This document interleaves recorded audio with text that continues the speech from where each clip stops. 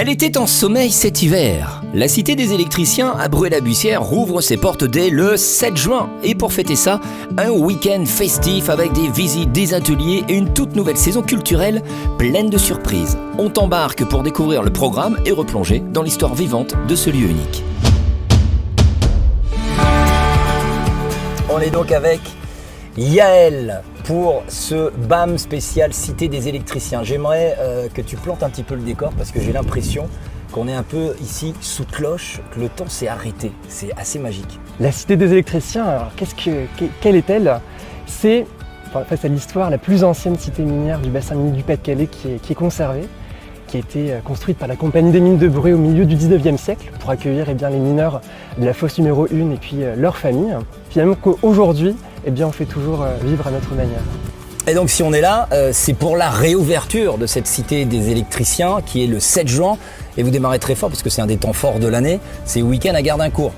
Complètement, venez très nombreux le samedi 7 juin à partir de 14h avec du spectacle vivant, notamment les chanteurs d'oiseaux qui viennent à 16h le samedi 7 à ne vraiment pas manquer, des ateliers de sérigraphie, des visites comptées le dimanche 8. Il y en aura vraiment pour toute la famille, des plus petits aux plus grands. Comment vous avez pensé la programmation pour que chacun, justement, petit ou grand, s'y retrouve?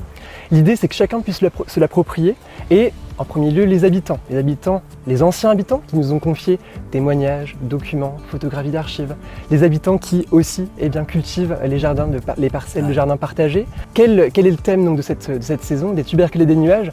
C'est finalement de faire ce grand écart entre les entrailles de la terre où les mineurs sont descendus jusqu'au bleu du ciel qui renvoie à un ailleurs, peut-être les oiseaux, les pigeons, la colombophilie, etc. Est-ce qu'il y a des rendez-vous tout l'été avec des visites, des stages, des rencontres? Je sais qu'on peut carrément dormir sur le site. Tout à fait, c'est vraiment un lieu très hybride. Alors, tu parles du logement, effectivement, on a la chance d'avoir à la cité 4 gîtes touristiques qui sont, vous allez venir dormir chez Marie-Jeanne par exemple, ou chez Alice, chez Rosalie. Il y a vraiment l'idée d'aller presque chez l'habitant. C'est vraiment magnifique. Voilà. Et en termes de rendez-vous, effectivement, on continue à faire vivre après le festival par des visites guidées tous les dimanches à 15h, d'1h30 avec l'équipe de médiation de la cité. Et puis des ateliers de pratique artistique gratuits les mercredis et samedis de l'été. Voilà, donc ça vous pouvez aller sur le site de bethunebruay.fr pour avoir tous les renseignements sur l'été de la cité des électriciens. Pourquoi c'est important que les habitants du territoire s'approprient ce lieu?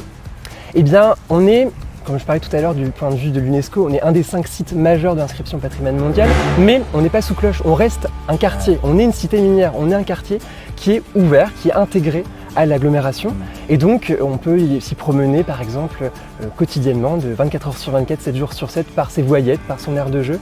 L'idée c'est vraiment que chacun puisse y retrouver ce qu'il a pu connaître de ses parents, de ses grands-parents. C'est vraiment une histoire en train de se faire. C'est ça, c'est que je pense qu'il est important de dire qu'on n'est pas obligé d'être un pro-culture ou un pro-exposition pour venir s'approprier ce lieu, parce que le fait de se balader avec une journée comme on a aujourd'hui ensoleillée, d'aller dans ces petites allées, c'est quand même assez magique. Puis ensuite, il y a bien évidemment tout ce qui est expo à côté.